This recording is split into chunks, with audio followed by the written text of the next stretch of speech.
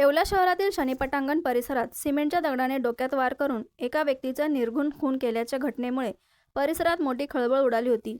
घटनेची माहिती मिळताच येवला शहर पोलिसांनी तात्काळ घटनास्थळी धाव घेत तपास सुरू केला। विविध तांत्रिक बाबींचा वापर तसेच साक्षीदारांच्या चौकशीच्या आधारे पोलिसांनी तपासाची सूत्रे फिरवत अवघ्या 24 तासात संशयित आरोपीचा माग काढला आणि त्याला अटक केली। अटक करण्यात आलेल्या आरोपीला न्यायालयात हजर केले असता न्यायालयाने त्याला 20 एप्रिलपर्यंत पोलीस कोठडी सुनावली आहे। या प्रकरणाचा अधिक तपास येवला शहर पोलीस करत असून खुनामागील नेमके कारण शोधण्याचे काम सुरू आहे। सदर कारवाई प्रसंगी पोलीस अधीक्षक बाळासाहेब पाटील, अप्पर पोलीस अधीक्षक तेगबीर सिंग संधू, उपविभागीय पोलीस अधिकारी के पाटील यांच्या मार्गदर्शनाखाली पोलीस निरीक्षक योगेश घोरपडे, सहाय्यक पोलीस निरीक्षक Sagar Kote, police constable Shrikrishna Bodke, police Naik Satish More, police constable Janardan Dalvi, police constable Shailesh Shelar, police havaldar Monali Thackeray, Sonia गरुड, खांडेकर सदर पथकाने हा गुन्हा उघडकीस आणला। दिनांक 14 एप्रिल 2026 रोजी रात्री मिरवणुका सुरू असताना आम्हाला एका इसमानं मिरवणुकीमध्ये येऊन सांगितलं की शनी पटांगण येथे 2 इसमांच्या वादातून एका इसमानं दुसऱ्या इसमाच्या डोक्यात दगड टाकलेला आहे।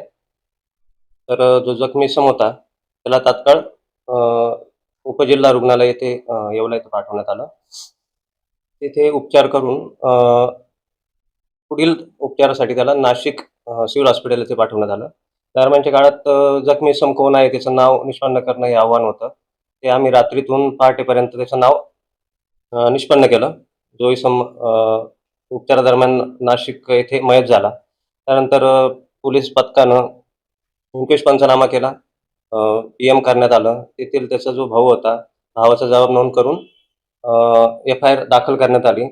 आरोपीचं नाव निष्पन्न झालं होतं रात्रीतून, मग ते इसमाला ताब्यात घेण्यात आलं आणि चौकशी करून त्याचा गुन्ह्यात सहभाग निष्पन्न झाल्याने त्यास अटक करण्यात आली। तर जो इसम आहे आरोपी त्याचं नाव गौरव राजू घुसर, वय 29 वर्ष, राहणार सुंदरनगर येवला, यास आम्ही या गुन्ह्यामध्ये अटक केलेला आहे।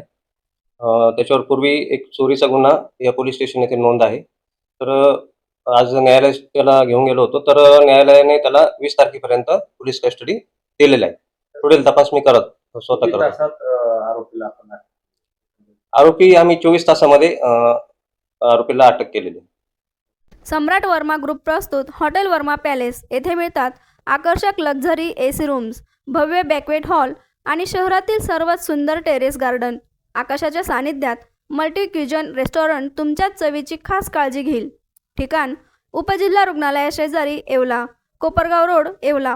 हॉटेल वर्मा पॅलेस एकदा भेट दिली की पुन्हा यायलाच आवडेल।